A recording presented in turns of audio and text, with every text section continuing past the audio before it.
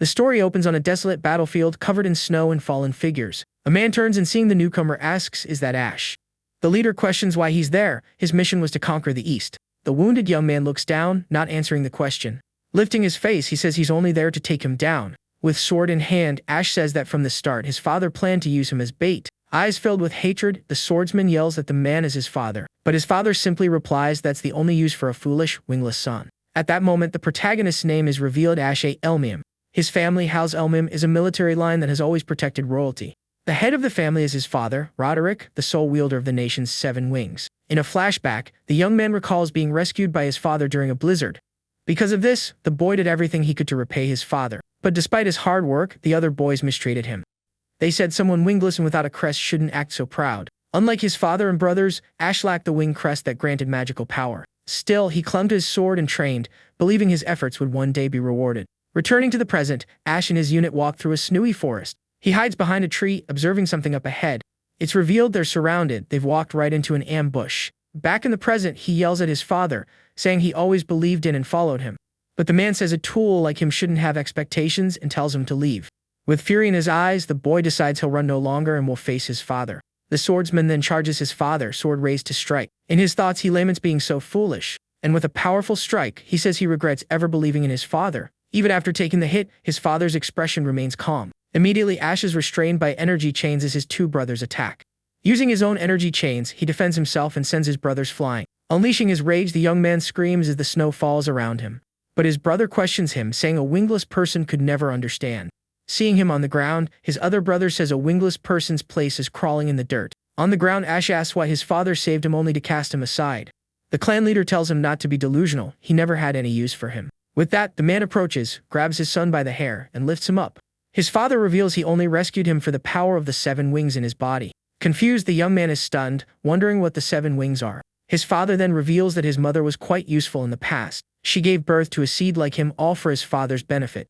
As the man turns to leave, the boy reaches out, asking what he's talking about. One of his brothers prepares the final blow as Ash screams for Roderick to answer. Lying on the ground, feeling the bitter cold, his hand starts to go limp. As his eyes close, he wonders if this is where he'll pass on, and what he even lived for. Suddenly, his vision blurs, and he sees what looks like a church tower.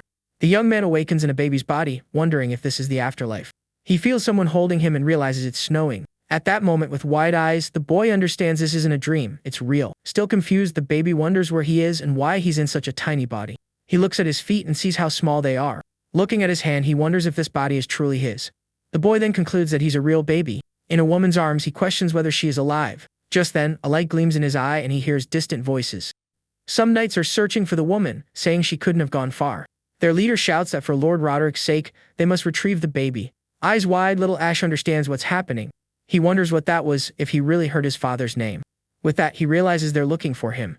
He then remembers being found on a snowy night and wonders if he's returned to the past. A bright light flashes and he knows this is too ridiculous to be true. The baby decides to worry about the details later. Right now, he needs to survive. Lying next to the woman, he knows he must escape before the ducal house finds him. With his small body, the boy tries to crawl through the snow as far as he can. A golden aura surrounds him as he struggles to get away. Using all his strength, the child pushes the snow with a small, glowing hand. Despite heavy breathing and exhaustion, the boy doesn't give up. His limbs feel like they're on fire as he keeps moving through the snow. Leaving a trail behind, he's determined to live, even if he has to crawl. With a look of pure determination, the little boy vows to himself that he will survive. In his thoughts, he promises to one day get revenge on Roderick with his own 2 hands. And so, the small baby keeps crawling through the white expanse of the blizzard. After crawling for a long time, the boy finally collapses from exhaustion at someone's feet. Just then, a little girl calls to her father, pointing at the baby on the ground. The man, Viscount Hyfrid, is surprised to find a child in such a place. Picking the boy up, the Viscount wonders why a baby would be out here alone. Safe in the man's arms, little Ash falls into a deep sleep. But the Viscount notices something odd as he looks at the baby. Looking back, he sees the trail in the snow and wonders if the child crawled that whole way. Holding the boy, the man questions the child's true identity. In a dark space, another baby with red hair floats, wondering where he is.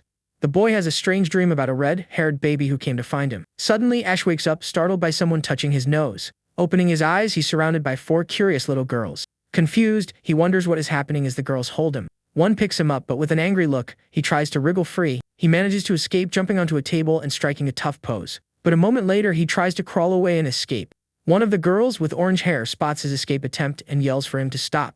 A chase begins, the girls running after the baby, who wonders why they're following him. In his desperation, the boy raises his hand and a golden aura starts to glow. With his eyes shining gold, he activates an unknown power. A blast of energy launches him upward. He realizes he's flying with magic. However, the little boy loses control and begins to fall at high speed. Unable to steer, the baby panics as he plummets headfirst toward the ceiling. Desperate, little Ash continues to fall helpless. But he's caught by the Viscount, who calls him a strange child for falling from the sky. Looking at the man who saved him, the boy's eyes widen in recognition. He remembers this is Viscount Hayfried Roderick's older brother. Seeing the mansion, he wonders if this is the other Elmime family house. It's revealed that Hayfried A. Elmime is head of a branch of the Elmime family. In the past, he and his brother Roderick were the two pillars protecting the royal family. But Ash remembers the Viscount perished in a civil war along with his entire house. Now the young man is certain he has truly returned to the past. He laments trying to flee the ducal house only to be found by his father's brother. The Viscount's wife says the baby's magic went out of control, making him fly. With a gentle smile, the woman shows she isn't afraid of the boy's power. She hugs him, saying it must have been frightening, but he's safe now. The little one is surprised he's never received such a warm gesture before. Meanwhile, the Viscount watches them with a serious expression. The man then says the child possesses an unimaginable power. He lifts the baby's sleeve, revealing a mark as proof. In the mirror, the woman is stunned to see the mark of the 7 wings on the boy's arm. Ash is shocked, wondering why that mark is on his body. His eyes widen as he remembers a conversation with his father. He recalls Roderick's words about needing the power of the 7 wings. Now, the young man finally understands what happened that day in the snow. His father rescued him for the sole purpose of stealing the 7 wings for himself. Angrily, he thinks of how his father dared to call him wingless. Seeing the baby's furious expression, the woman is speechless. With a serious look, the Viscount wonders what they should do with this child. In the woman's arms, the baby thinks this whole situation is terrible. He can't let his power fall into Elmime hands, he needs it for his revenge. But the Viscount surprises everyone, declaring he will adopt the boy as his son. Little Ash is floored by the noble's unexpected decision. The man slowly extends his hand toward the baby. He gently ruffles the boy's hair, saying he's still a hatchling who can't fly. The Viscount promises to care for the boy until the day he can fly on his own. With wide eyes, the child is left speechless by the man's kindness. Suddenly, one of the girls who was eavesdropping falls to the floor. It's revealed the 4 girls were listening from behind the door. The eldest apologizes, saying they were just worried about the baby. The children then approach to get a closer look at their new little brother. One of the girls asks her mother what the baby's name will be. The woman thinks for a moment, looking at the child in her arms. She lifts him up and decides his name will be Aster, the name of a new star. The scene jumps forward 10 years to the grand family mansion. Lord Hayfried arrives somewhere and is greeted by one of his guards. Just then, a young man steps out of a carriage. We see that the boy is Aster, now a teenager. He helps his sister Alphen down, telling her to be careful. The red-haired girl thanks him for his help, a memory from when she was a baby. In the present, the 2 siblings walk side by side through a grand ballroom. They are attending an event known as the Sword Dance Assembly. It's an annual social gathering for the martial nobles of the ducal house of Elmime. Besides strengthening bonds, it's also a stage for the houses to show off. Here, each family displays its most promising young swordsman for all to see. But people start whispering about the Viscount's family having no heirs. With scornful looks, they wonder how much longer that family will tarnish the Elmime name. Before the castle, the young man thinks he's finally found the person he was looking for. His sister warns him not to be rattled by the nasty comments. With a clenched fist, she says they absolutely cannot show any weakness here. With that, the 2 siblings stand firm together, a picture of unity. Just then, their father says this reflects the Viscount house's current position. Standing before the main gate, the man says he wanted his son to see this. He then asks the young man if he's disappointed by their situation. But with a confident smile, Aster replies that this cold reception suits him just fine.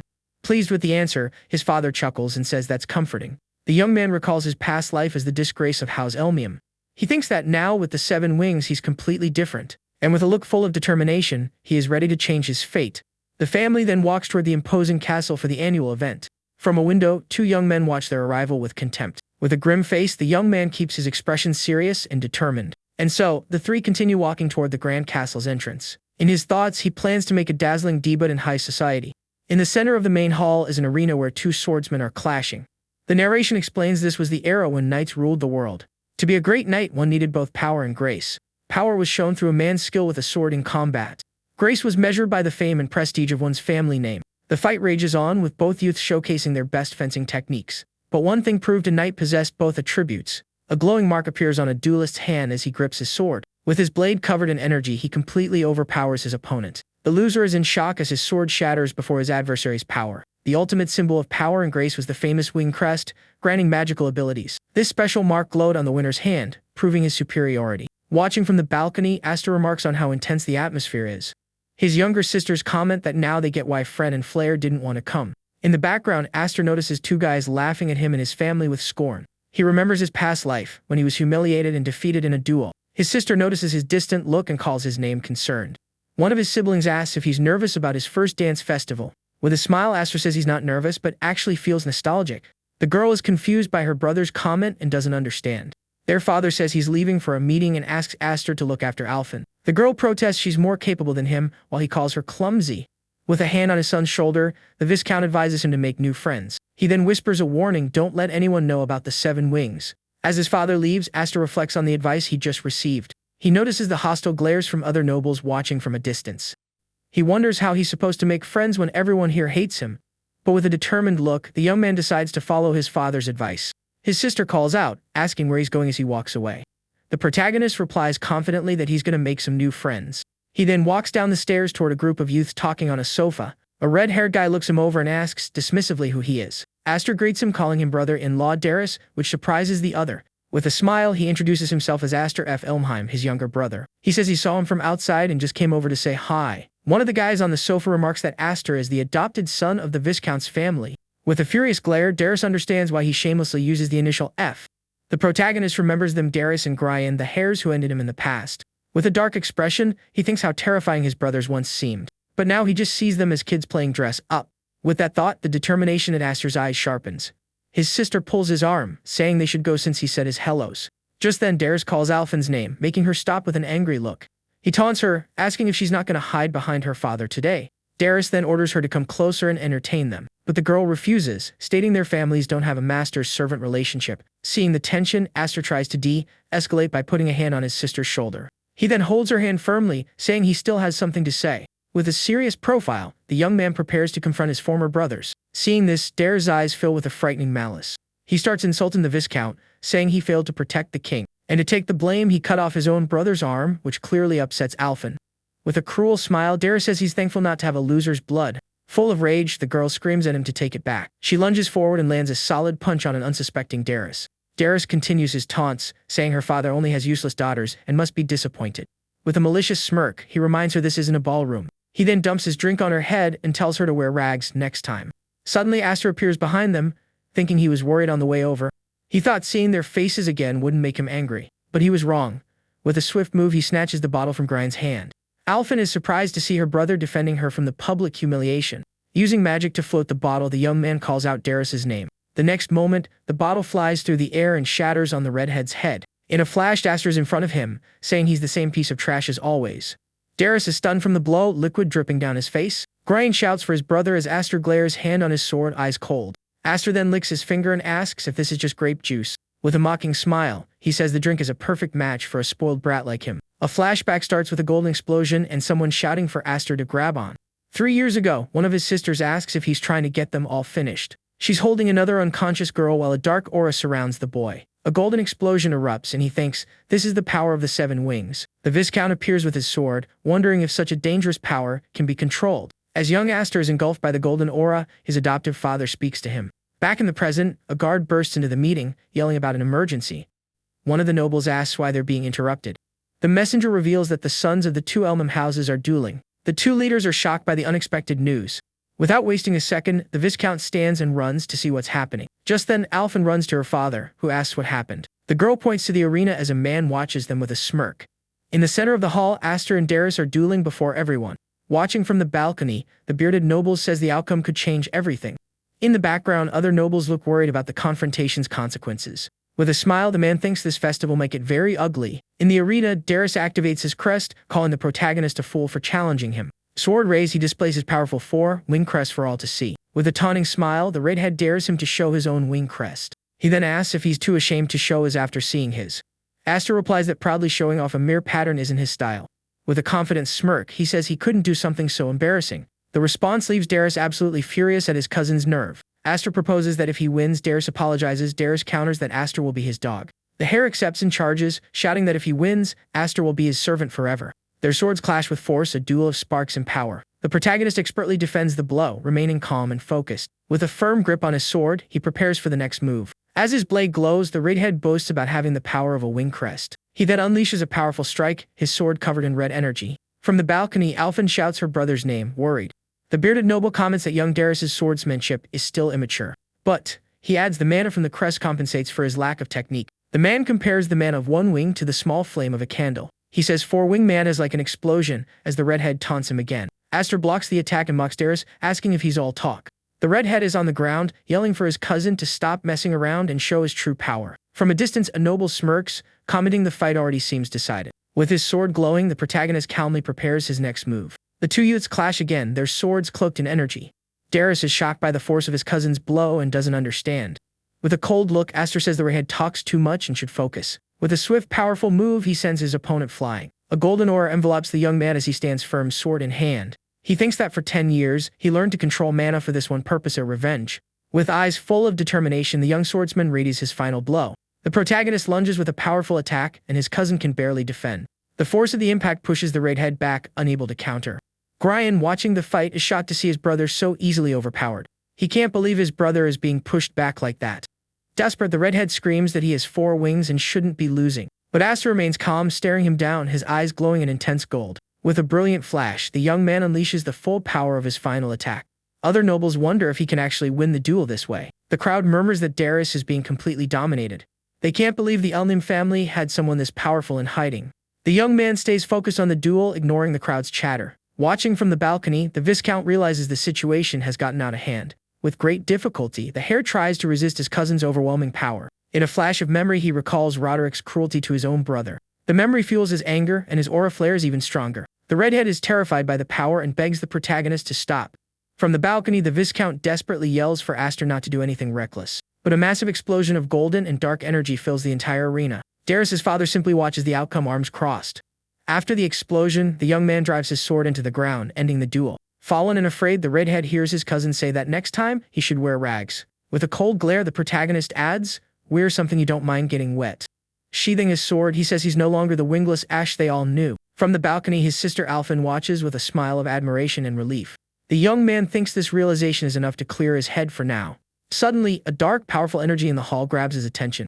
The room is bathed in red light as an intimidating presence emerges. With wide eyes, the young man turns, recognizing the source of the malevolent aura. At the top of the stairs, his father Roderick appears, his face a mask of pure fury. The young man whispers his father's name, a mix of hatred and surprise. The crowd can't believe a Viscount's younger son defeated the main heir. Someone mutters that this has turned into a mess. Roderick won't let it slide. But the young man stands his ground, facing his father without a trace of fear. On the floor, Darius laughs and points at his cousin, calling him the Eth family head. Just then, Roderick descends the stairs and stops before the young swordsman. The clan leader stares him down with a cold, intimidating gaze, saying nothing. But the young man doesn't waver, staring back with eyes glowing gold. The redhead crawls across the floor toward his father, pleading for help. He grabs the man's leg, calling him father, with a desperate look. He points at his cousin, saying he was the one who dared to defy the family. The heir begs his father to use his power and teach him a lesson. But Roderick responds by smashing his energy-wreathed hand into the floor. The blow lands squarely on his son's hand, who screams in pain from the unexpected attack. The crowd is shocked by the man's cruelty to his own son. Brian panics, screaming in terror as he sees his brother attacked by their father. The leader questions why the loser is laughing, saying he shamed the family. From the balcony, the Viscount shouts desperately for Roderick to stop. The man says anyone who can't get their own revenge has no right to hold a sword. The tension in the hall skyrockets as everyone watches, stunned into silence. With a mangled hand, the redhead stays on the floor in agony and humiliation. The clan leader glares at him, his eyes glowing an intense red. But Aster steps between them, and Roderick asks what he thinks he's doing. The young man states his cousin hasn't fulfilled his promise to apologize yet. Sword in hand, he asks his uncle to save the punishment for later. Roderick calls him an orphan and asks if he truly thinks he's an Elmim. The youth replies that he is the Viscount's son and was taught a knight's pride. The man glances up at the balcony where his brother's family stands, then falls silent. With his red aura flaring, he says that as a family member, Aster has brought disgrace upon them. From the balcony, the bearded noble watches, arms crossed and expression serious. Another noble comments this can't be dismissed as a simple children's fight. With a smirk, a blue-haired young man says he, of all people, should understand the situation. A memory shows the Viscount offering his arm as payment for his disloyalty. Roderick points his sword at the young man and asks what he will offer in return. Respectfully, the young man begins to explain his position to his uncle. He says it wasn't a sibling squabble, but a legitimate duel to defend his house's honor. The clan leader glares at him furiously, saying nothing. Aster then reminds him of his own words about having no right to wield a sword. Alfred and Grind watch from the balcony, their faces etched with worry. The blue-haired young man scoffs that the boy is only 10 years old. What a joke. Roderick's eyes fill with an even greater, darker fury. He then draws his sword and says he understands the boy's position. Next, the man orders the young man to assume a combat stance. The boy is shocked, speechless by his uncle's unexpected command to fight. Before he can think, he sees his uncle's sword rushing toward him. The sound of clashing steel echoes through the hall as the attack is blocked. Alphen covers her mouth, horrified by the scene unfolding in the arena. And suddenly, the Viscount screams his brother's name with all his might. He leaps from the balcony, moving at blinding speed to protect his adopted son. With his own sword, the man intercepts his brother's attack to save Astur. The Viscount lands in a leap, his sword defending the boy from his brother's attack. The impact of the two swords shatters the arena floor. Worried, the man asks Astur if he's alright, but the boy doesn't answer. The force of the blow was so immense that it even damaged a pillar in the hall. With a serious look, the Viscount confronts his younger brother. Behind his adoptive father, the young man stands firm, sword ready, but in his eyes a golden flame of pure determination burns. Roderick steps back, observing the scene with his usual cold, calculating gaze. The man simply turns his head with a serious expression, silent. He then sheathes his sword and walks up the stairs, leaving the main hall. The Viscount watches his brother depart as the young man remains in his fighting stance. He then turns to his adopted son to check if he's okay. The boy tells his father that he managed to keep their promise. With a smile, the man replies that his son's performance was incredible. Meanwhile, Roderick ascends the stairs, and Grian carries his wounded brother away. From the balcony, one of the nobles comments that Roderick's reaction was very childish, but another adds that if he had let the boy talk, the family would have lost face. And now, by facing the Duke, the young man has become a rising star. The nobles remark that this was the best possible social debut for the boy. With his red eyes, Roderick thinks that an era of chaos is dawning. Alphen rushes to her brother's side, worried, as their father supports him. The scene shifts to a sunny day sometime after the event. Several knights watch a training session in the castle courtyard. Two young men are sparring with wooden swords, and one of them gets hit. With a smile, the winner of the duel says his opponent's performance was splendid. It's revealed the person he was praising was young Master Astur. The knights comment that the boy's skill is terrifying for his age, and that his training has grown even more intense since the festival. Another knight recalls that the boy was able to defeat the Duke's third son. This makes them happy, as the main family has looked down on them for a long time. In his thoughts, Astur says this should silence those who call his family a disgrace.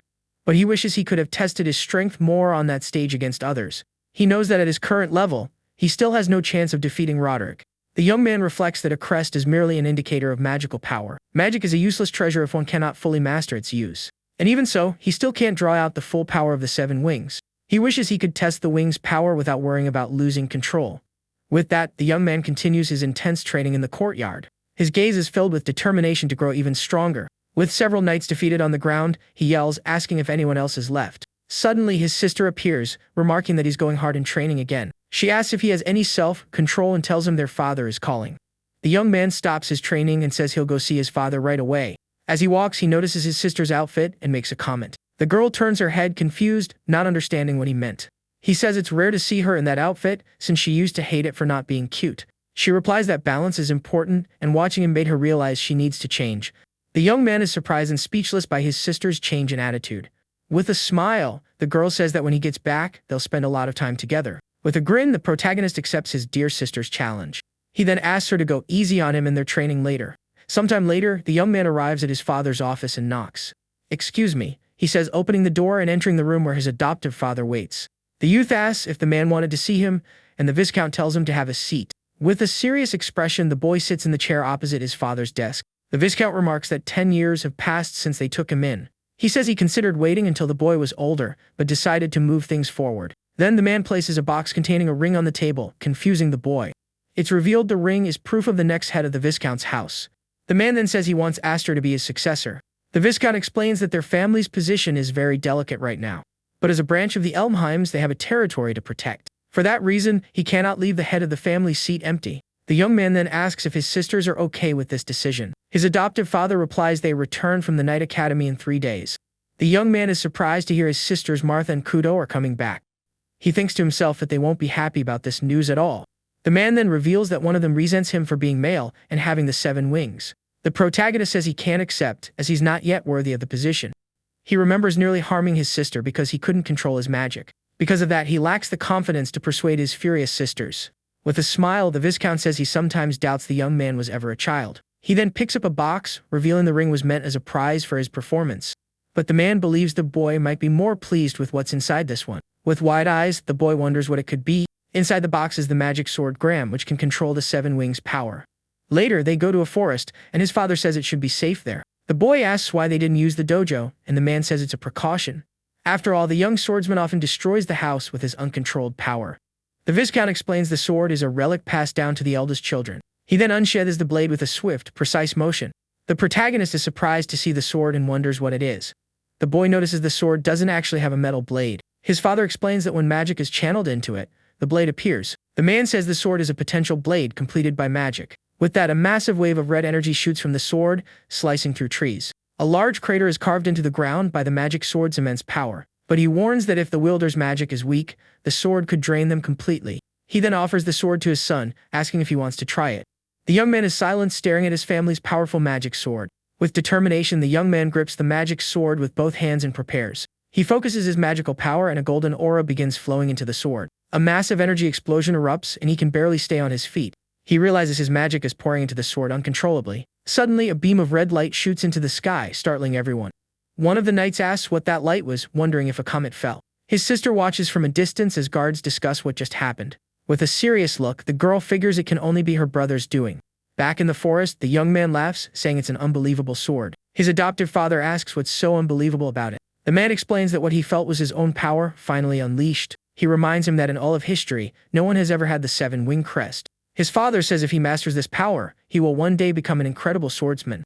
The young man then considers the possibility of one day surpassing the fearsome Roderick. But the man warns him that such great power can create much conflict. If people discover he possesses the seven wings, many will covet his power. Some will feel envy and resentment, while others will try to use him for evil. And there will also be those who try to eliminate him, seeing him as an obstacle. So that the young man won't have to regret his own powerlessness when the time comes, the Viscount extends his hand and asks Astor to become strong. The young man takes his father's hand and says he won't live a miserable life again. He thanks his father and promises to master the seven wings and the sword. 3 days pass and the family gathers to welcome the returning sisters. The two young women arrive and one introduces herself as the unworthy Kuryavka. With a smirk on her face, the red-haired girl seems to be up to something. She opens her arms, calling her little sisters for a reunion hug. But the two little girls run to hug the other sister, Malfa, instead. The redhead is confused, wondering why they didn't hug her too. The girls explain that their sister Kud always messes up their hair. With her arms crossed, the redhead insists she would never do something so rude. The redhead then turns and faces her other sister with a serious expression. She then runs and gives the girl a tight hug, asking if she's been good. But the hug is so forceful that the girl cries out, asking why she's doing that. The white-haired sister then asks her father where young Astor is. The Viscount replies that if she's referring to him, that's another matter.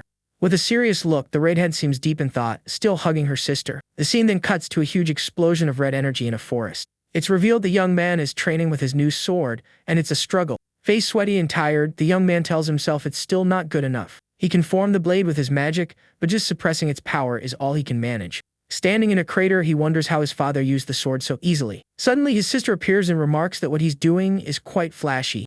He greets her, and the redhead complains that he wasn't there to welcome her home. With a teasing smile, she asks if he doesn't think that was cold of him. She then says she heard what happened at the ceremony, and that he's the talk of the town. The young man looks sheepish and says his sister excels in missions even as a trainee. He then compliments her for receiving the honorary Platinum Knight's medal. The redhead replies that she couldn't inherit their father's title without it. With a serious look, the girl asks if he really refused the succession. In his thoughts, he says it wasn't to spare her feelings, because he wasn't qualified. The young woman is silent for a moment, seeming to think over her response. She then turns and says both he and their father are cruel for knowing her dream. With her sword in hand, the girl continues walking through the forest silently. The protagonist is confused by his sister's reaction. Suddenly, the redhead attacks him with a sword strike wreathed in blue energy. The attack is so powerful it easily slices a giant tree in half. The young man barely dodges the massive trunk as it falls toward him. Startled, he yells, asking his sister what she's doing. She challenges him, saying it's been a while since they've sparred. With a confident smile, the redhead says this time she's going all out. The young man yells for her to wait, that his magic sword is still incomplete. But the girl asks if he'd make the same excuse on a battlefield. With a smile, he repeats the word kunami and seems to understand. The redhead says a knight must always be ready and warns him not to hold back. She then unleashes a powerful blow and the protagonist thinks she's not kidding. He can barely control his magic while dodging his sister's swift attack. The boy realizes he has no choice. If he doesn't fight back, she could get hurt. And so the two siblings unleash their auras, their energy blades clashing with force.